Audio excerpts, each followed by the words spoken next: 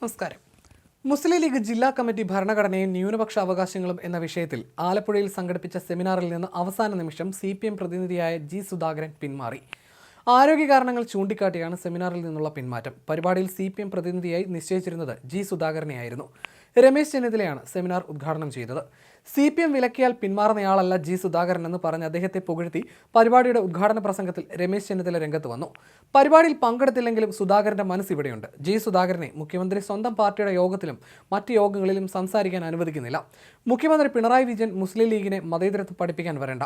Pinarayi Vijayan Hindu card ഇറക്കുകയാണെന്നും മതേതരത്വം സംരക്ഷിക്കാൻ എന്നും മുന്നിൽ നിൽക്കുന്നത് മുസ്ലിം ലീഗാണെന്നും ചെന്നിത്തല പറഞ്ഞു. മുസ്ലിം ലീഗിന്റെ മുഖപത്രമായ ചന്ദ്രിക ദിനപത്രത്തിന്റെ പ്രചാരണ പരിപാടി ഉദ്ഘാടനവും വിവാദമായിരുന്നു.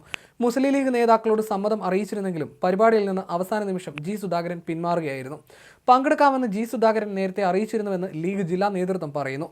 പങ്കെടുക്കരുതെന്ന് എന്തെങ്കിലും തിട്ടൂരം കിട്ടിയിട്ടുണ്ടോ എന്നറിയില്ലെന്ന് ലീഗ് ജില്ലാ പ്രസിഡന്റ് AM നസീർ പറഞ്ഞു. CPM ജില്ലാ സമ്മേളനത്തിൽ ജി സുധാകരനെ പൂർണ്ണമായും ഒഴിവാക്കിയത് വലിയ വിവാദമായിരുന്നു. CPM പത്തനംതിട്ട ജില്ലാ സമ്മേളനത്തിൽ തനിക്കെതിരെ ഉയർന്ന ആക്ഷേപങ്ങൾക്ക് അടുത്തിടെ സുധാകരൻ മറുപടി നൽകിയിരുന്നു. എഴുന്നേറ്റ് നടക്കാനാവുന്ന കാലം വരെ കമ്മ്യൂണിസ്റ്റുകാരന് വിശ്രമമില്ല. പാർട്ടിക്ക് വേണ്ടി ഇത്ര നാളും പ്രവർത്തിച്ച ശേഷം വീട്ടിൽ കുത്തിയിരുന്ന് വിശ്രമിച്ചാൽ മാനസിക രോഗിയായി മാറും. മിണ്ടാതിരിക്കണമെന്ന് പറയാൻ ഇത് തമ്പുരാക്കന്മാരുടെ കാലമല്ലെന്നുമാണ് അദ്ദേഹം മാധ്യമങ്ങളോട് പ്രതികരിച്ചത്.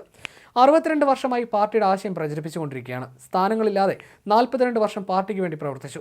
തൻ്റെ ശബ്ദം ഉയരാതിരിക്കാനാണ് ചിലർ ശ്രമിക്കുന്നത്. തൻ്റെ ശബ്ദം കൊണ്ട് സാധാരണക്കാരന് ഗുണം മാത്രമേ ഉണ്ടായിട്ടുള്ളൂ. ഇത്തരം ആക്ഷേപങ്ങൾ ഉന്നയിക്കുന്ന രോഗികൾ ആലപ്പുഴയിലാണ് ഉണ്ടായിരിക്കുന്നത്. ഈ വൈറസ് ആരാണ് പത്തനംതിട്ടയിലേക്ക് പകർത്തിയതെന്ന് അറിയില്ല.